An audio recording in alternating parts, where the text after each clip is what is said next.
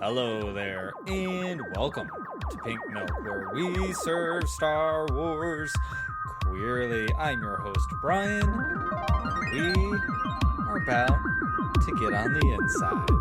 Are you with me? Let's drink up. I love you. I know. Can I buy you a drink?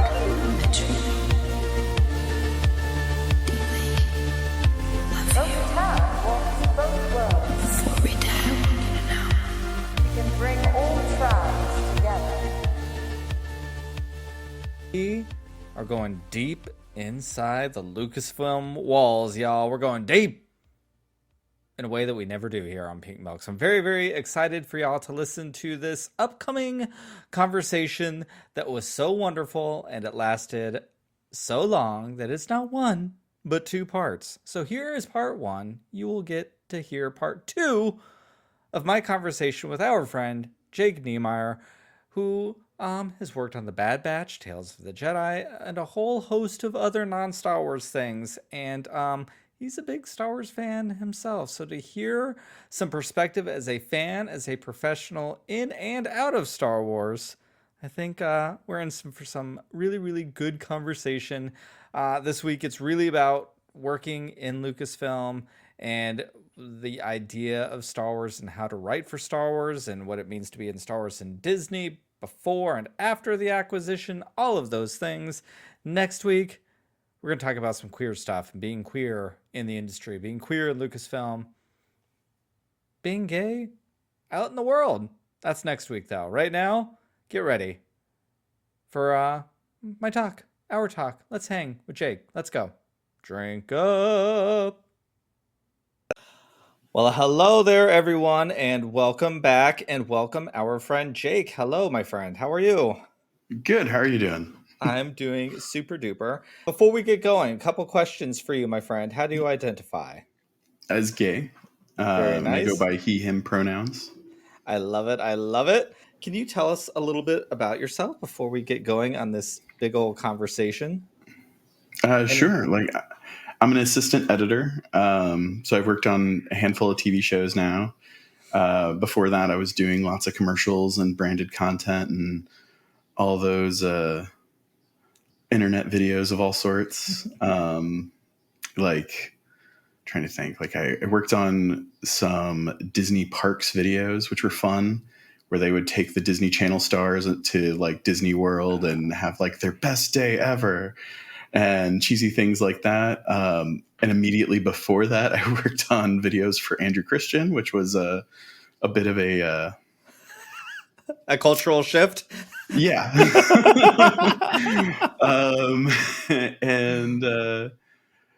And then Motor Trend videos and all sorts of just random things. And then eventually got on Star Wars, The Bad Batch and Tales of the Jedi, which was a lot of fun. And then after that, I did a VFX AE job for Invasion. I was filling in for someone who got promoted to another show. And then got on The Watcher, which was on Netflix from Ryan Murphy Productions. And then Shadow and Bone Season 2, which was a lot of fun. And now I'm just finishing up Upload for Amazon Prime. Upload. Is that the oh my god. It's with Robbie and Mel. It's from Greg Daniels, who made The Office and Parks and Rec. Oh, yes. Okay. Yep. Yeah. Awesome. So about a guy who dies and goes to a digital afterlife. Yep. Lots of silly shenanigans entail. That's awesome. That's we are just now kind of getting into Prime for the first time ever. So it's a fun gig. I like that. I like that concept too. Star Wars. That's what most people are here for on old Pink Milk. Have you always been a Star Wars fan? Oh yeah.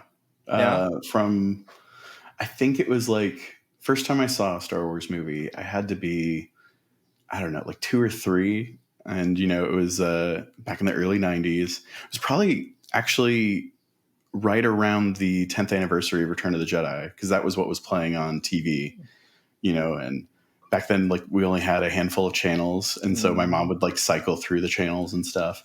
And I don't know why as a child, but a lot of things like for kids I found patronizing and didn't like. So when she settled on this teddy bear show, I was like, I don't want to watch this. And so we cycled through again, and I think it was like the Emperor electrocuting Luke, and I was like, ooh, let's watch this. And you know, she was trying to convince me, maybe we shouldn't. You just said you didn't want to watch this, and you know, all that stuff. But so yeah, that was my introduction to Star Wars. I love that. First, let's hope that you think Ewoks more than teddy bears now, because Oh yeah, Ewoks are amazing. I think I've shared this story before on the podcast, but in case you're new here, the lightning scene with the Emperor got me in a lot of trouble when I was younger. Oh. I did not go to church, didn't want to for the most part when I was younger. However, I was probably 4th grade, somewhere in there. So I was 10, 11. I decided to try to go to Sunday school with a friend of mine, and they were playing clips of Return of the Jedi talking about evil or something. I'm sure it was like something really innocent and probably really good for children to hear, right? But all I heard was the church saying that Star Wars was bad. And so I raised my hand and I told them that how wrong they were, and that the Emperor was actually a bad guy, and that Luke Skywalker was a hero and Star Wars was really good, and that God was basically the Force and all of those things, and they should really rewatch the movies. And then I was politely asked to sit outside until the Sunday school. I look back now as an adult. I'm like that poor mother of the friend who had to go. So yeah, I have to say I love that because I think I was the same way. As a kid, I liked the bigger questions, and that's something that Star Wars still to this day resonates with me. And as a father now with a child, you know, who's a super fan at 9 going on 10, and to hear him understand all of those bigger concepts, especially as he's gotten older, you know, he'll have a conversation about clones at 4, and now that he's almost 10, the conversation is very different. And I think it's a part that is overlooked a lot, at least on online discourse with Star Wars. Well, yeah, and I mean, I think one of the, you know, because I started on Bad Batch in season 1, and I remember one of the controversies when it finally came out, which was so long after we had like made it and stuff, and like we were always trying to be cognizant, and everyone in every department, you know, I can really only speak for editorial, which was like we had 2 episodic editors, me and another assistant editor, and then an associate editor who kind of helped with the finishing process of the episodes. And it's so interesting being on that side of it, because you have to let some of your fandom stuff aside, but you also have to be aware of like what fan expectations are. But I remember when it finally came out, everyone was so upset about the Kanan stuff, the revised origin, and of how it was like different from the comic in different ways. And, you know, the big thing for when you are a creative and you are in that space, it's more about what is telling your current story best, more so than what perfectly lines up to another story. So for the Bad Batch, it was important to give the audiences a character they already cared about to help them start caring about these characters. Yep. You know, because in the original plan for Clone Wars, there would have been another Bad Batch serial that would have had like Yoda and been on Kashyyyk. I was kind of modified to be a season 2 episode of the Bad Batch. And so that would have been like during the Clone Wars and had a lot more things going on and been like 3 or 4 episodes. But you would have had more time to kind of grow with these characters before transitioning into their own show. So it was important to have some of these anchor characters to help solidify their place in the galaxy. But yeah, and then when you like step back and stop trying to treat it like a history and start treating it like a story, it's like both of these origins work in parallel. Like everything for Kanan's story after this origin moment, either version of events works perfectly for what you see later. It's not so much just about like, oh, the clone troopers were in red versus green, and it was daytime versus nighttime. It's like those things don't really matter. And like there are bigger story changes, don't get me wrong, but they both can kind of live and coexist, and it can be from a subjective point of view rather than an objective point of view. Yep. You know, I'm really glad you brought that up, actually, because I think that opening of the Bad Batch was so incredibly important because of everything you said. We already had those who had come before already had a lot of attachment to Kanan specifically, so it was a very rewarding experience to see that moment for Kanan of not trusting the clones. Yes, it was implied when we get to see him and Rex in Rebels, but to see it was something different. But for someone who was just coming in, he was just a youngling, so of course it's traumatic and all of those things, and so it really, really works very, very well. And I love what you said about like the story and certain moments and beats need to hit that specific story. And I keep going, you know, this is probably easy for me to say because I'm not the biggest canon junkie. Like I don't really care that much for the most part. Because for me, I always go back to a long time ago in a galaxy far, far away. Yeah. And that already implies that this is a fairy tale. It implies that it's a story that has been passed down, and stories oftentimes when they are passed down change. Different religions can pick up a similar story and tell the same story of Jesus Christ in a little bit of a different way. Well, and think about the flood narrative. Like if you want to go to like almost every religion has a flood narrative, and the ways in which they're different are fascinating. But yeah, and that was honestly a big part of what George wanted. Like in the same way that he very deliberately, you know, and this kind of faded away as the show continued, but he very deliberately wanted Clone Wars to be out of order and very shuffled, because he was like, it's not about start and finish. It's about just individual stories and just kind of picking up in the middle of things. And then that's like that, all of that mentality really cemented in Dave and a lot of the other storytellers they fostered in it, of where it's like, don't worry too much about how it connects. Of course, it all connects in some way or another. And, you know, Marvel's definitely created different expectations on all that front, which it's also been fascinating just to, I'm so curious what people will say about the past 10 years or so of filmmaking and television. Like once it's, you know, able to step back and kind of look at of like a bigger cause and effect of how this has been a very, very strange decade or so of between how we consume media, what media is at the forefront, what genres just aren't being made to the same degree anymore. And a lot more has changed than I think anyone can comprehend, because we all lived through it so slowly. Yeah, 1,000%. And I think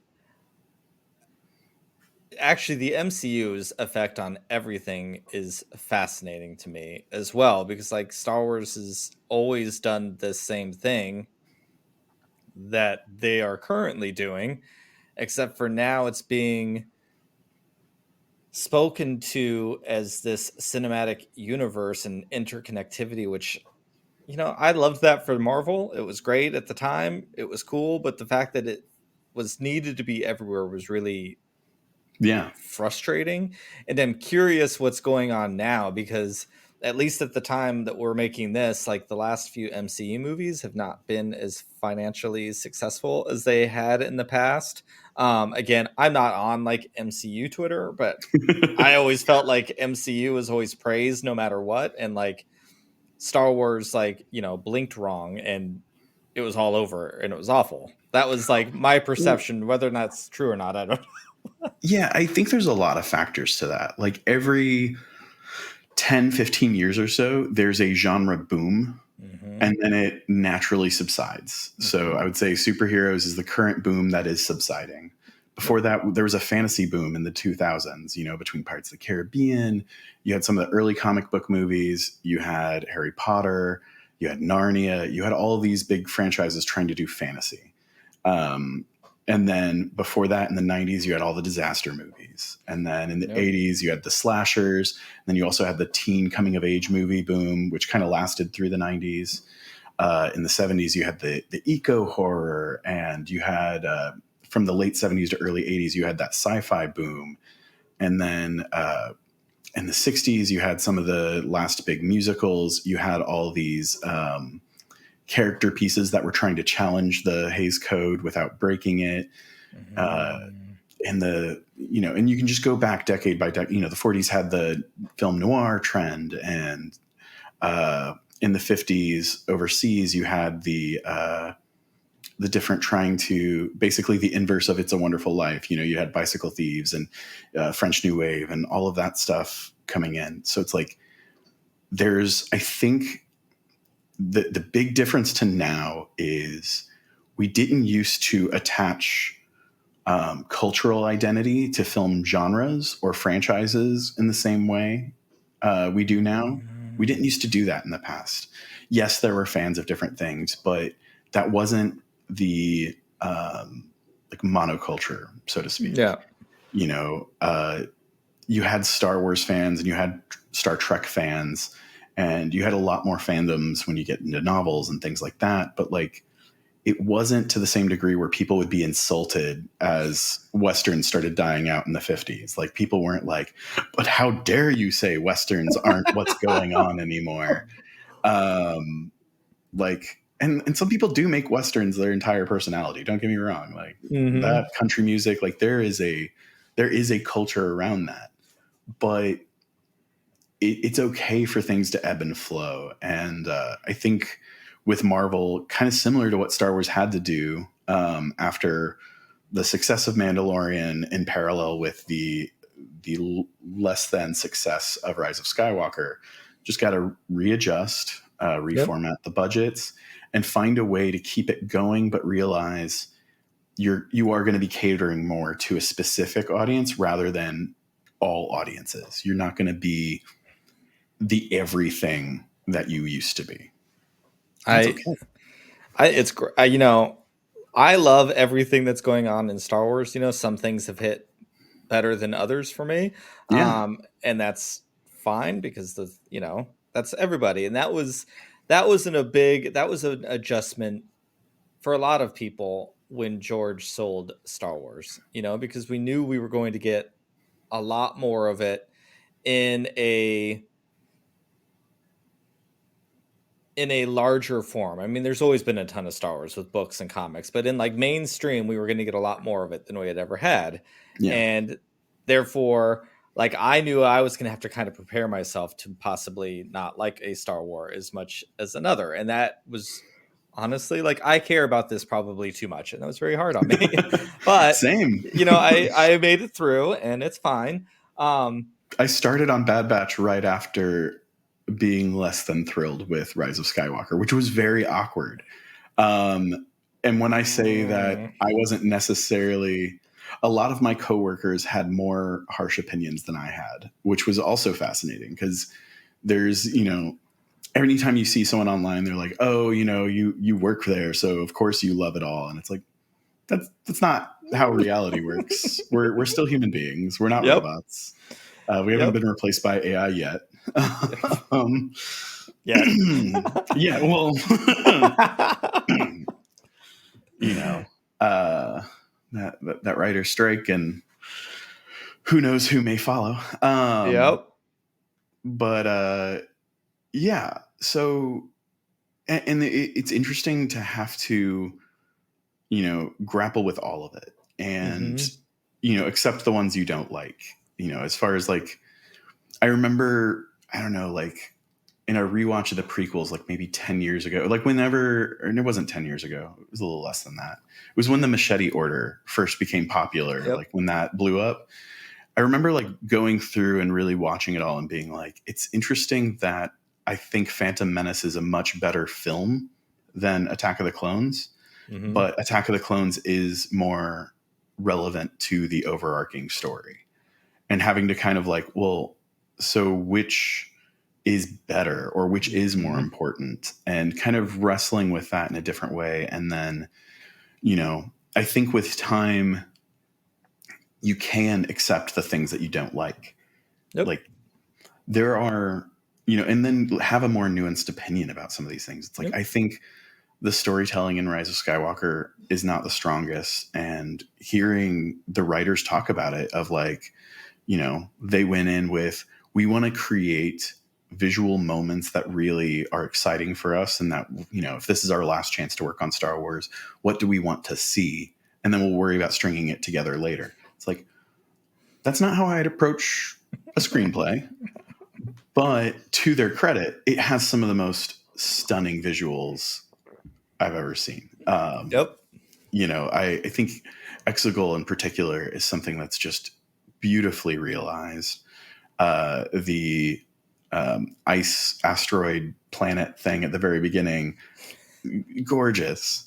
And so there's a lot of things that you can appreciate, even if you don't like where they came from or some of the other things that come with it. Yep. You know, and I would say the same to people who hate The Last Jedi and, you know, or whichever one. Yep. You know, and, but yeah, and I think what was also interesting working there is a lot of people not only have the people who've been there for a while have much harsher opinions than you'd ever expect. Oh, Including on the things that they work on. Cause it's like, they've been in these trenches for a long time, you know? They care about what they work on, you know? One of the people I worked with had been for like 20 years. Like, he started on Attack of the Clones. He's actually in Attack of the Clones as like one of the extra Jedi in the Geonosis sequence. love it.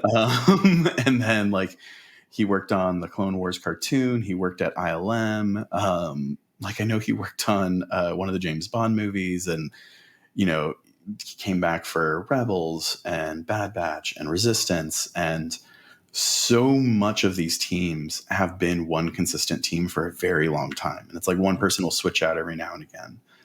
And that's also been a fascinating thing about the Disney crossover is so much less of it was, you know, this changeover. Like, yes, new people came in and some new things were done differently, but a lot of the people that were there before at Lucasfilm and at ILM are still there. And their job titles might have a different name to them now, or they might be working in live action instead of animation. Like but the continuity of people is really there. When you're, especially in the animation department, a lot of them are like, yeah, we didn't really notice too much of a changeover. I think the biggest changes were with the Bad Robot stuff, because that was another studio or production company kind of coming in and having their own way of doing things. And not to say there was conflict or anything, but it did change the dynamic a little bit to where, you know, whereas like Rebels was still all internal, but like under Disney, Resistance had to kind of work with Bad Robot a little bit more and kind of couldn't explore certain things because they didn't know where the movies were going to go. Or, you know, things like that. But, yeah, there's I remember last year at Star Wars Celebration listening to Matt Wood, and there's some interesting things going on because one, I can't believe he said it on a big stage, and maybe it wasn't a massive bomb, but like he had made a comment during the Attack of the Clones 20th anniversary that George Lucas hired people and really trusted them. And if George didn't necessarily always understand something, he would basically, you know, and I'm paraphrasing, I could be getting it a little wrong, but the main gist of it was, do you think it'll work? And if they said yes, he's like, then I trust you and go. And Matt Wood had mentioned, I miss those days of that kind of connection and just going. And I didn't have to go through 50 people to get a thing done. And there is something that, again, and I have said this for a long time, and I could be completely wrong. And I'm sure I am wrong because I don't know anything. But when I listen to interviews or I watch certain stories or I watch things, there is something, and it's the thing I miss the most about George. And it's also helped me accept the things that I don't like as much. But George Lucas, to me, I miss the middle finger that he put up at people. I miss the middle finger of, this is my creative story. I love that so many other people love it, but I'm going to do what I want to do because I'm an artist and I work with other artists, and we are here to do what we want to do. I don't care what mainstream audiences want. I don't care what the studios are telling me to do. This is mine. And again, like you mentioned, Attack of the Clones, it is right up there with Return of the Jedi. It is like my favorite Star Wars movie. Look, on the surface, is it a perfect film? I don't know. But I can tell you it is a perfect Star Wars movie, just like Return of the Jedi is a perfect Star Wars movie. For me, they're like all over the board. I am here for George Lucas's writing. I love that kind of dialogue because I don't need it to compare to anything else. It's just Star Wars. And that was something like with Andor that was so hard for me because look, Andor's like perfection. It is so good. But like, I kind of missed some of that clunky writing. I'm not gonna lie, even though I know objectively speaking, this is crafted so much more beautifully. But I was like, kind of looking forward to Mandalorian. Well, and I think there's a lot more than just that, because the tough thing is, like, yes, I think George would trust people and let people go off in different directions. And I think some of those decisions have been more, give and take different ways at different times. Mm-hmm. Like at first with like Jar Jar Binks, they had a like 90% prosthetic version that would have like completely been a different trajectory for the prequels and things like that. Just based in like how that was realized. And it was the, people working at ILM being like, well, let's push this. If we do this all digital character, that'll be something new. And like, people don't understand how much of the industry has changed at George's whims, and particularly with the prequels. Mm-hmm. Like editing digitally instead of like cutting film, like using Avid and things like that. And like our entire VFX post pipeline is based on what they did with the prequels. For the entire industry. Like everyone now does what was started there. And while people were very, very angry about Jar Jar, that is what paved the way for things like Gollum, for, these movies that are completely CGI characters, like Transformers, like, I'm blanking on different other examples, but like Thanos, all sorts of people. Yeah, Thanos, like so many Marvel characters and so many, like even the way that we do any sort of motion capture for video games and for like certain types of, not all 3D animation, but a lot of 3D animation is also part of that pipeline. And, we wouldn't have that unless it was, Jar Jar and that silliness.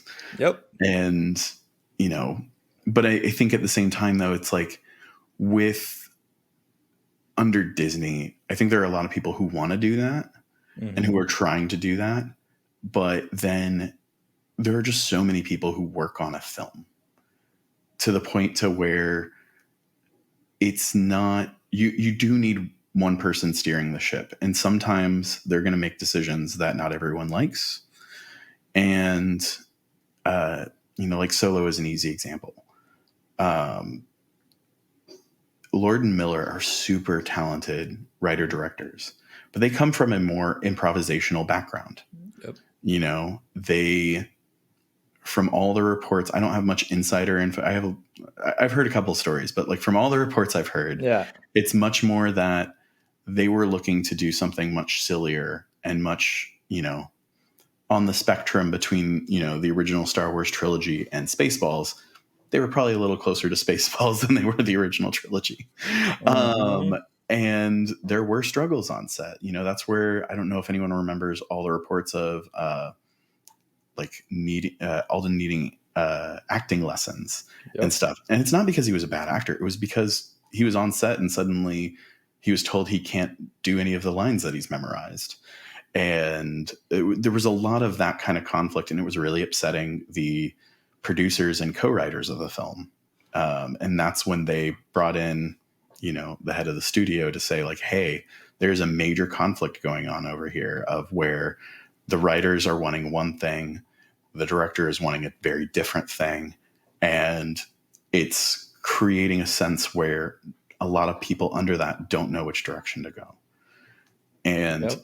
that's what hurt the movie. And while, I wouldn't have said that Ron Howard would be my favorite choice to Yep. go in, he was able to get rid of the confusion and steer that ship.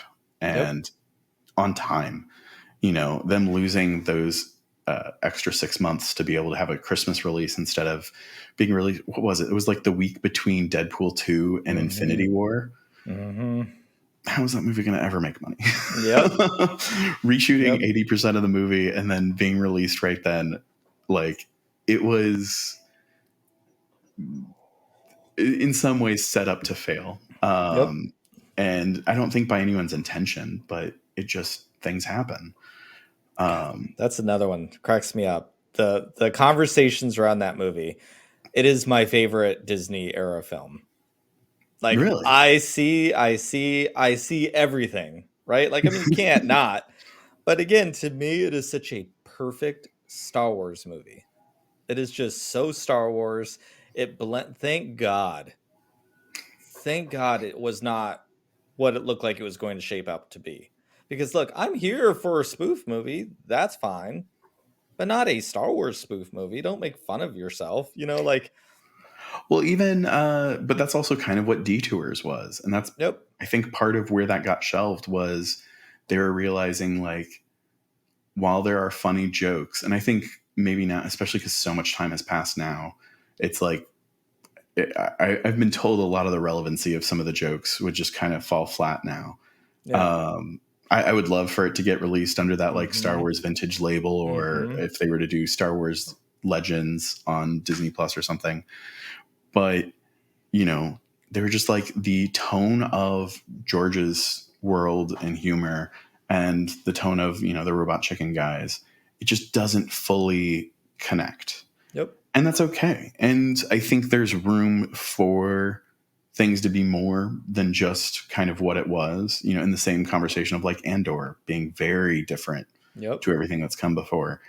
And it's like, I think I'm always open to all of those different avenues. I think sometimes what's hard is when, the people making these things aren't afforded all of the resources to put that best foot forward. And, there are times where things are either rushed or, just not quite given the budget that's needed, or, there are just so many moving pieces, especially with Star Wars, to where some of these projects that are like, you really will see a lot that's great there. And then just a few things that you're like, that doesn't quite work. Yep. Or, maybe a chase scene here or there was, like, really slow and you're questioning how it's a chase scene. But, like, you got to make things work the best you can with what you got. And we're not remotely talking about It's a Small World adventure in the middle of a Book of Boba Fett series, are we? We could say we were mentioning that, but we could just as easily say we were talking about Leia running away from bounty hunters. I think both of those chase sequences are, they could have used a little bit tighter of an edit, maybe. But I also don't know that they had the coverage and the time on set to film what was necessary, or even time in post to cut it down to where it needed to be. There's just so many factors with how sped up production became for Disney Plus. And also the fact that, it would be a lie to say that streaming isn't profitable, but streaming has plateaued in their profits. So when you have a big publicly owned company, consistent profits are seen as loss, even though you're making the same amount of money every year, but that's viewed as loss because it's not growth. And that's been a big struggle across the industry. I think that's part of why studios haven't been eager to meet writers' demands and, as other strikes may happen as well, because they have so much lead time right now, and they were already looking at ways to cut spending across the board.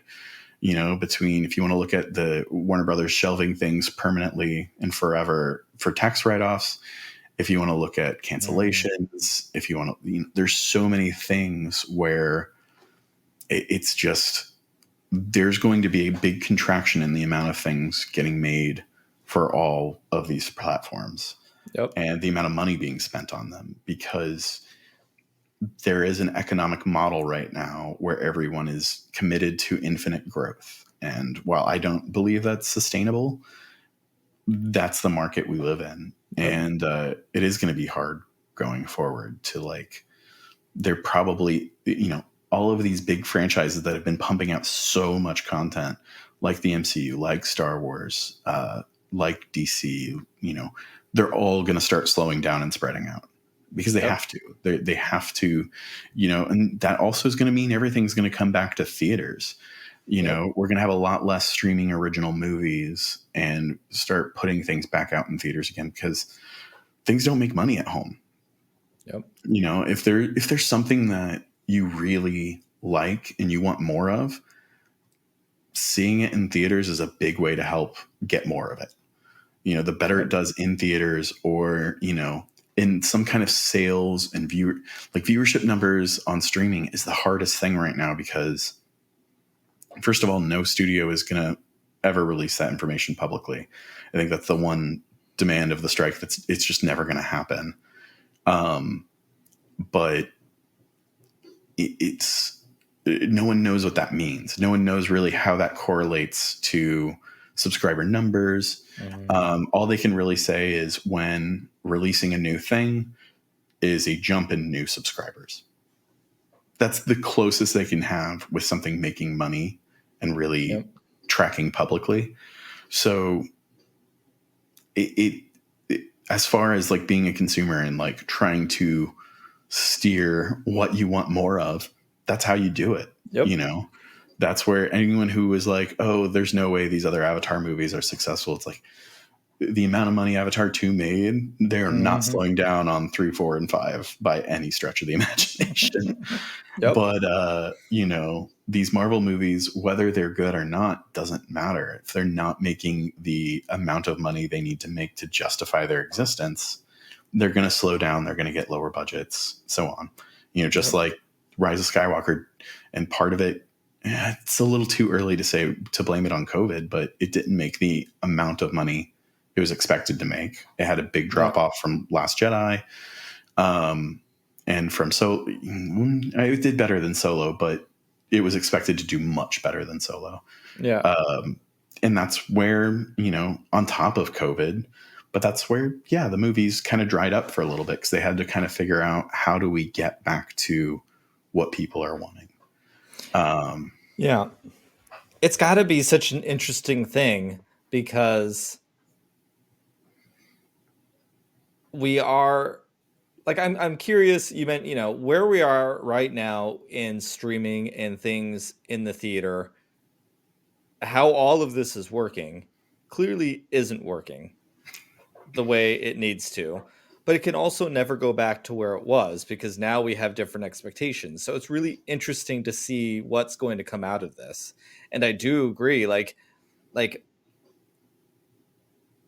it all came, a lot has changed that maybe we're not seeing the same way, because like you said, it happened slowly, but as things start to disappear, things will oftentimes disappear faster than they got there to begin with. So we'll notice a lot of that stuff going forward.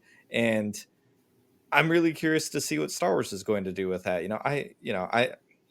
I'm not invested in much other things the same way I'm Star Wars, but like I'm curious how things like Rogue One and Solo in particular would have done now. This whole idea of the Star Wars stories that just like because one didn't do great, like they put the kibosh on it, which was frustrating because personally I was excited, or they wanted to Well, move it into the streaming shows or whatnot. and I think it's more than that because it's also, yeah, these one-off movies.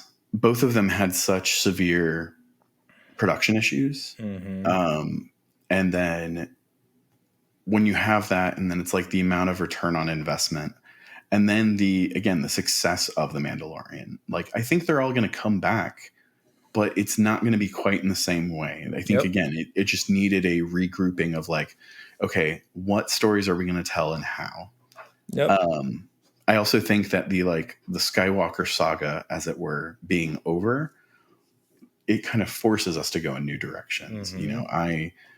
It's, and I don't want to like bait controversies of different Yeah. fandom stuff, but like I've always been a big fan of Ryan Johnson. Yeah. I was hoping he did what would become Force Awakens. I was like Yep. in the back of my mind. Yep. So that's where, I think his idea of like a new trilogy and a new part of the timeline that hasn't been explored at all, that's going to be one of the best ideas for the franchise. I think Yep. the Acolyte being, kind of the bridge between the High Republic and the prequels, that's going to be one of the best ideas. Opening up these other areas of the franchise is going to be so necessary Mm-hmm. to keeping it going. There's a level Yep. by which I think a lot of Star Wars right now is playing a game of Snake. I don't know if you remember the old cell phone game Snake, where it's like Mm-hmm. you Oh, start as like two dots, you Yep. grab the next dot, and like Yeah. you keep getting longer, and if you run into yourself, you die. Yep. Um, there's a big part of that going on right now Yep. as we are filling up every single minute between episode 1 and episode 9. Mm-hmm. We need to branch out. I think it'll be interesting to see what happens with, the Mandoverse corner of Star Wars. I'm really excited to see more of what Dave is doing with the Ahsoka series and with the eventual film to kind of cap off that story. And knowing that story has an ending planned to some degree, that makes it more exciting to me. Yep. Of I think endings can be really exciting, and that was maybe the thing that made Rise of Skywalker more disappointing because it didn't really satisfy that sense of ending. But that's also why we're getting a Rey movie to kind of help spin that off into a new idea and a new direction. But, and again, I can't emphasize enough the amount of people doing all these things, and the amount of like, you always see the viral tweets of like, oh, they had another issue with a big creative or whatever. And, and then like citing things where it was like something that was in development, like that hadn't had a script yet and hadn't started filming yet. And it's like, well, that's not actually the same thing. That's like, they were pitching, they were hoping it was going to go. And then for one reason or another, it didn't. Yep. That's not the same as like, Lord and Miller were fired. Like that is indisputable. Yep. They were asked to leave the production and someone else came in and reshot the movie. Yep. And it's not the same as like reshoots is a normal part of the process. Every film has reshoots, no matter how buttoned up you think it is. There's always something you have to go back for, or something you weren't able to get in at the right time at the beginning. But because of a big profile example like Solo, we've now trained the culture to think, oh, reshoots means there's problems. It's like, no, that's not. Yep. That's not what that means. Also, when you're making anything of that size and with that much money, there's going to be problems along the way anyways. Like no matter what, like nothing is going to go off without a hitch. Yeah. And in creative spaces, like you said, I think when you brought up the snake thing, I'm thinking like shedding its skin, which I also think Star Wars is kind of doing right now. And I really can't wait to see what comes out after, Oh yeah. what's going to come of all of this, because and I'm telling you, that was a great interview. Thank you so much for listening and watching. We appreciate it. I appreciate it. This has been fantastic. I had such a great time. I don't have much more to add. So, you can follow me in the show at Serving Pink Milk on Twitter, on Instagram. Join our Discord if you're interested in supporting the show. We're on Patreon too. All of those wonderful, wonderful things. And until next week, my friends, let's drink up.